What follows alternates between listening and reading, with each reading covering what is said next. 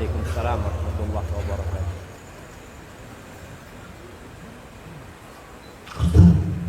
Dari tadi tak berhenti lagi. Kerinduan besar saya adalah bapak saya masuk Islam. Hasil saya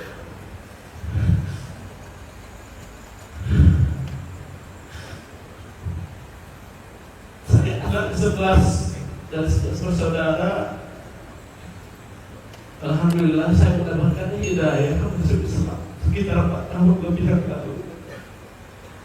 Dan tadi Ustaz membicarakan tentang ibu, mulianya ibu, pentingnya seorang ibu.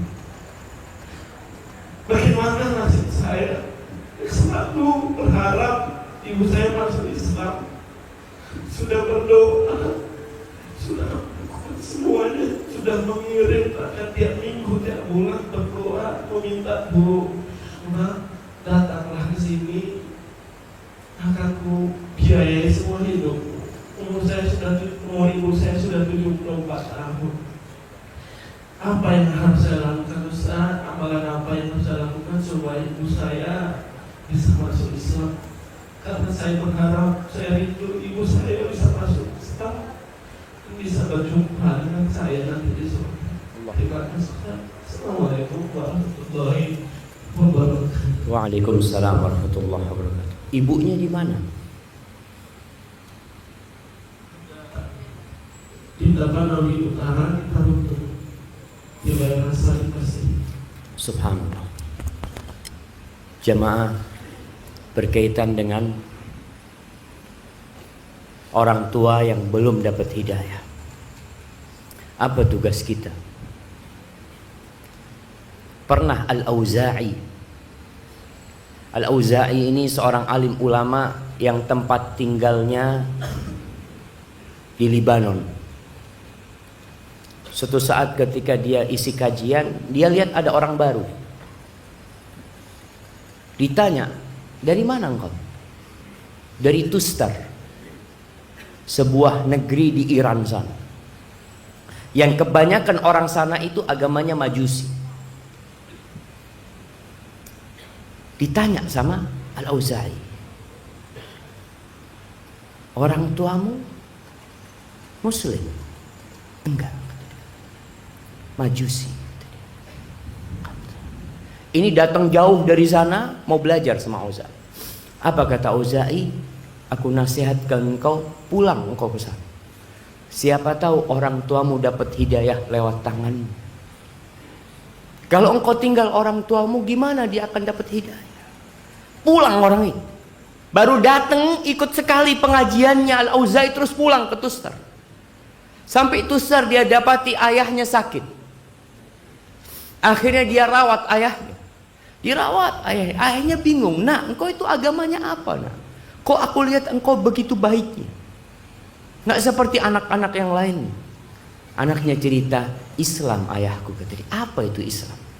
Diceritakan sama anaknya. Subhanallah, sang ayah mengatakan asyhadu an la ilaha illallah wa asyhadu anna Muhammad Rasulullah setelah berapa hari meninggal dunia. Jadi memang kita perlu dekat sama orang tua kita. Ketika kita ingin berbagi hidayah kepada mereka. Sebagian orang jauh. Sulit ketika antum hanya kirim sesuatu buat orang tua. Antum hanya telepon orang tua. Antum hanya menjenguk orang tua. Sekali, dua kali. Kemudian antum tinggal puluhan hari di tempat lain. Orang tua di sana kumpul dengan orang-orang yang mungkin tidak punya hidayah di sana. Maka nasihat ana buat yang memiliki orang tua yang belum dapat hidayah, datang ke sana. Kalau bisa tinggal di sana, kalau tidak bawa orang tuanya. Minta dibawa orang tuanya.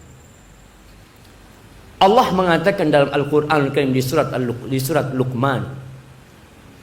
Tatkala berbincang orang tua yang kafir, yang memaksa anaknya untuk ikut ajaran orang tuanya. Apa kata Allah? Wa in jahadaka ala an tusyrika bi ma laysa laka bihi ilmun fala tuti'huma. Engkau jangan taat kepada keduanya. Tapi apa kata Allah? Wasahibhuma fid dunya ma'rufa. Jadilah engkau sahabat untuk keduanya. Sahabat untuk keduanya. Di dunia dengan cara yang baik. Artinya butuh pendampingan orang tua agar bisa dapat hidayah. Abu Hurairah radhiyallahu ta'ala anhu, ibunya Nasrani. Ibunya itu kalau ngomong gak enak tentang Nabi Muhammad SAW. Sampai suatu hari di Medina, ibunya Abu Hurairah ini ngomong sesuatu yang gak enak. Akhirnya Abu Hurairah keluar rumah. Masya Allah, hujan. Allahumma sayyiban nafi'an. Kalau turun hujan, jangan dicela hujan. Jangan mengatakan aduh hujan, jangan. Nabi SAW kalau turun hujan mengatakan Allahumma sayyiban nafi'an. Ya Allah, jadikan hujan yang bermanfaat. Itu doa Nabi SAW. Kembali kepada cerita Abu Hurairah radhiyallahu taala anhu. Akhirnya Abu Hurairah keluar dari rumahnya. Dia datang menjumpai Nabi Muhammad sallallahu alaihi wasallam, mengatakan, "Ya Rasulullah, ud'ullaha li ummi Abi Hurairah." Wahai Rasul, alaikas salatu wassalam ya Rasulullah. Aku minta kepadamu agar berdoa buat ibunya Abu Hurairah supaya dapat hidayah. Apa kata Nabi SAW? Allahumma hdi umma Abi Hurairah. Allahumma hdi umma Abi Hurairah. Allahumma hdi umma Abi Hurairah. Abu Hurairah pulang. Itu doa naik ke langit sampai rumahnya diketuk. Mau masuk rumahnya, kata ibunya Abi Hurairah, ala risik, tunggu dulu. Ibunya sedang mandi. Ditunggu sama Abu Hurairah. Ketika selesai mandi, dibukakan pintunya. Ibunya mengatakan, asyhadu an la ilaha illallah wa asyhadu anna Muhammad Rasulullah sallallahu alaihi wasallam. Maka nasihat anak, dampingin orang tua kita yang jauh dari agama, dampingin. Itu salah satu cara untuk berbagi hidayah dengan keduanya. Kalau tidak bisa mendampingi, maka sering-sering pulang, sering-sering duduk sama dia. 3 hari, 4 hari, sepekan, 2 pekan, balik lagi ke tempat merantaunya. Karena ingat, itu pintu surga yang paling indah buat kita. Apalagi antum berharap bisa bersama orang tua di dalam surga Allah Subhanahu wa taala. Hadza wallahu a'lam bissawab. Dan kita berdoa dengan nama-nama Allah yang maha indah dan sifat-sifatnya yang mulia, yang mengabulkan doa orang-orang yang memohon kepadanya, agar Allah memberikan hidayah kepada ibu saudara kita ini dan kepada ibu saudara-saudara kita yang lain yang belum mendapatkan hidayah. Allahumma amin. Baik, untuk pertanyaan selanjutnya, bagi bapak-bapak atau ibu juga yang membawa kertas untuk pertanyaan, bisa langsung kasih ke kami juga, mungkin biar disortir. Untuk pertanyaan kedua Pak, silakan, atau ibu-ibu.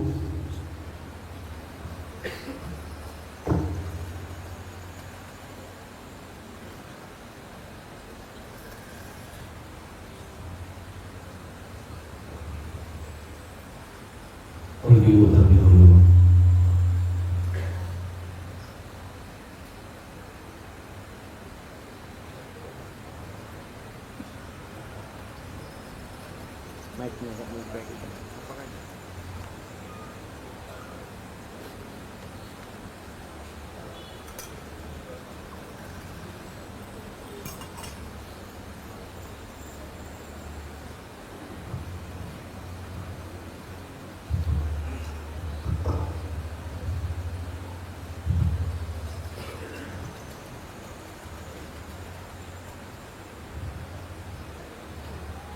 Bismillahirrahmanirrahim.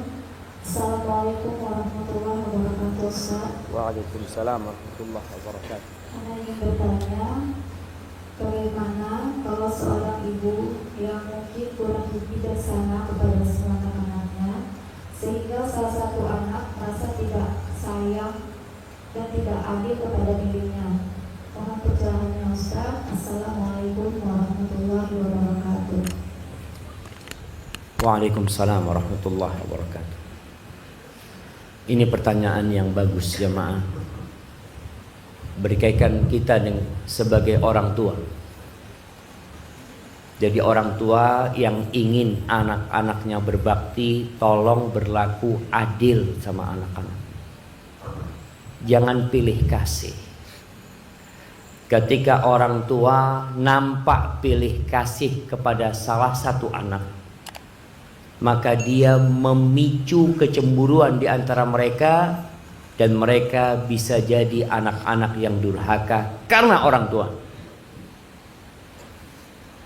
Pernah ada seorang anak yang menjumpai seorang ayah yang menjumpai Umar bin Khattab radhiyallahu taala anhu, mengadukan anaknya durhaka.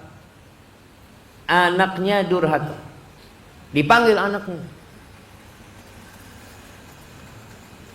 Ditanya sama Umar, benar informasi yang sampai kepadaku bahwa engkau nggak baik sama ayahmu.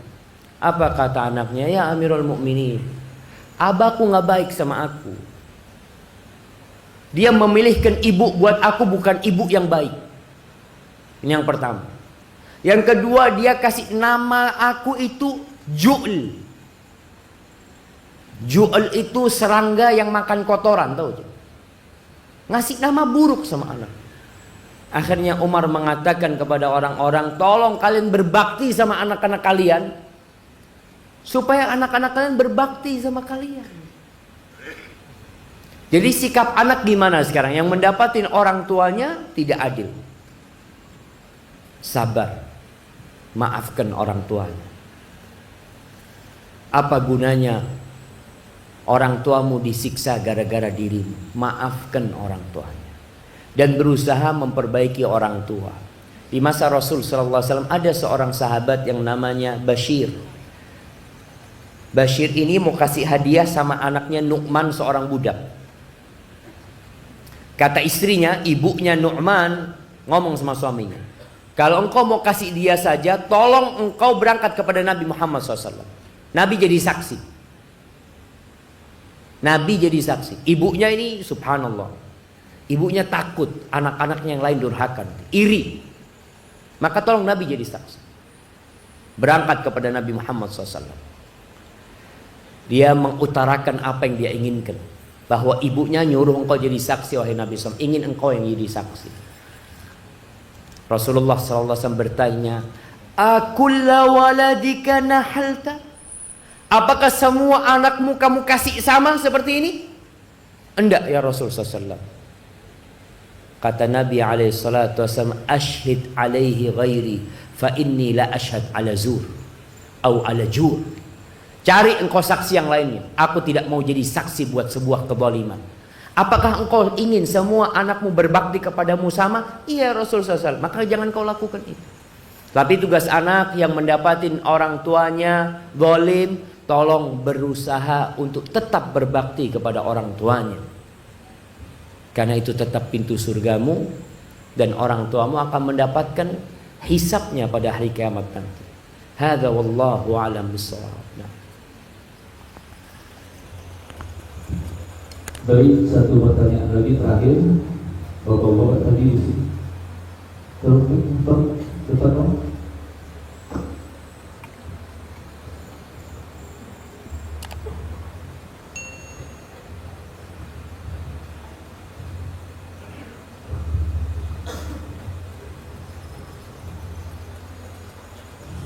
Assalamualaikum warahmatullahi wabarakatuh. Waalaikumsalam. Ustaz, saya mau bertanya. Bulan 1 kemarin, bulan 1 tanggal 3 Ibu Warna meninggal. Selama dia itu, saya belum sempat membagikan orang tua saya sampai dia meninggal. Kalau Ustaz, amalan-amalan apa aja bisa membantu saya membantu dosa saya sama ibu saya dan cara membahagiakannya. Kenapa masih ada pintu surga saya untuk terima kasih. Assalamualaikum warahmatullahi wabarakatuh. Waalaikumsalam warahmatullahi wabarakatuh. Jamaah hadirin rahimakumullah, kebaktian seorang muslim kepada orang tuanya itu bukan pura-pura. Ada sebagian di antara kita kalau di depan orang tua baik sama orang tuanya, tapi di balik itu ribain orang tuanya sendiri. Ada sebagian di antara kita yang berbakti kepada ibunya setahun sekali, sehingga ada hari namanya hari ibu. Islam tidak kenal dengan hari ibu. Jangan merayakan hari ibu, karena semua hari kita itu untuk ibu kita. Jangan cuma setahun sekali. Tapi ketika sudah meninggal dunia, tetap kita wajib berbakti kepada ibu kita, kepada ayah kita. Apa yang bisa dilakukan anak setelah orang tuanya meninggal? Tentunya tidak seperti ketika hidup. Yang pertama yang bisa dia lakukan adalah istighfar buat kedua orang tua. Ada seorang yang di surga, yang dia bingung dengan derajatnya yang tinggi di surga. Orang tua ini merasa amalnya nggak akan bisa menyampaikan dia ke tempat ini, sedangkan dia banyak dosanya. Lalu dia bertanya, "Anna li hadza?" Gimana aku bisa sampai ke derajat ini? Lalu dikatakan kepada dia, "Bistighfari waladika laka." Itu disebabkan istighfar anakmu buat engkau. Maka banyak-banyak istighfar buat ibu. Yang kedua yang bisa dilakukan adalah berbuat baik kepada orang-orang yang dicintai oleh ibu kita atau oleh ayah kita. Karena biasanya jamaah, ketika orang tua kita meninggal dunia, umpamanya orang tua kita dari Batam, orang tua kita meninggal dunia, ibu kita meninggal dunia, sudah kita nggak pernah lagi datang ke Batam. Padahal di situ ada paman-paman kita, ada bibi-bibi kita, ada teman-teman ibu kita. Tetap engkau ke sana. Rasulullah sallallahu alaihi wasallam mengatakan, "Inna min abarril birri silatur rajuli ahla wuddi abi." Termasuk kebaktian yang paling puncaknya itu adalah berbuat baik kepada orang-orang yang dicintai orang tuanya. Orang tua kita biasa mengasih fulan, bulanan, santunan, antum lanjutkan itu. Terus lanjutkan. Umar bin Khattab Abdullah bin Umar bin Khattab yang meriwayatkan hadis tadi, pernah dalam satu perjalanan dia dari Mekah ke Madinah atau dari Madinah ke Mekah. Dia naik onta dan dia itu punya keledai. Keledainya ini biasa buat ganti kendaraan. Kalau capek naik onta, naik keledai. Di tengah jalan ketemu dengan seorang lelaki dari Badui. Sama Abdullah bin Umar bin Khattab dibuka surbannya. Yang mahal itu diberikan kepada orang Badui ini. Dan dikasih seekor keledai itu untuk dikendarai.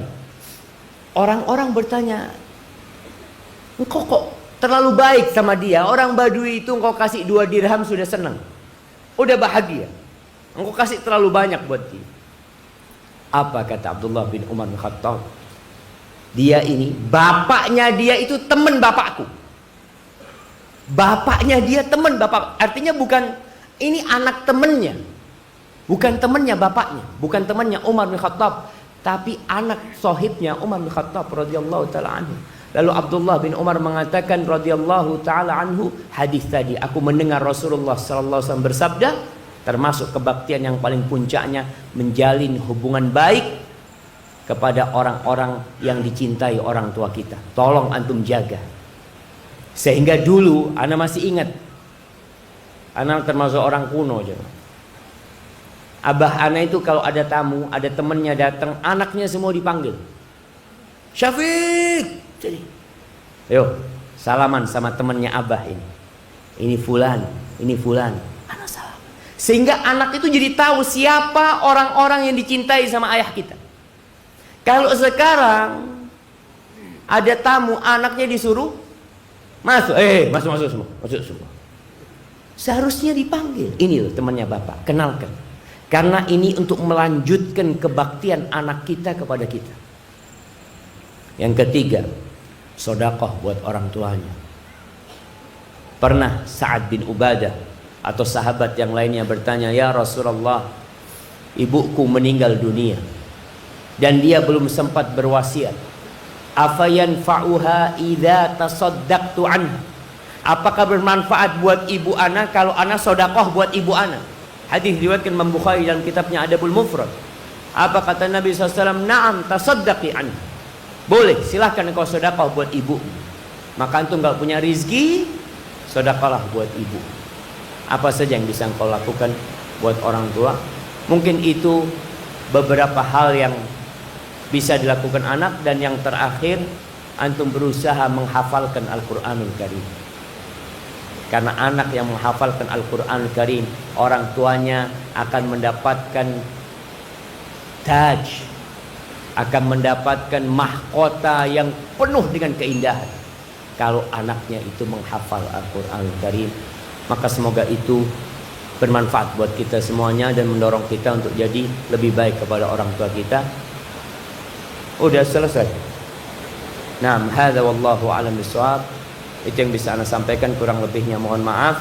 Assalamualaikum warahmatullahi wabarakatuh. Waalaikumsalam warahmatullahi wabarakatuh.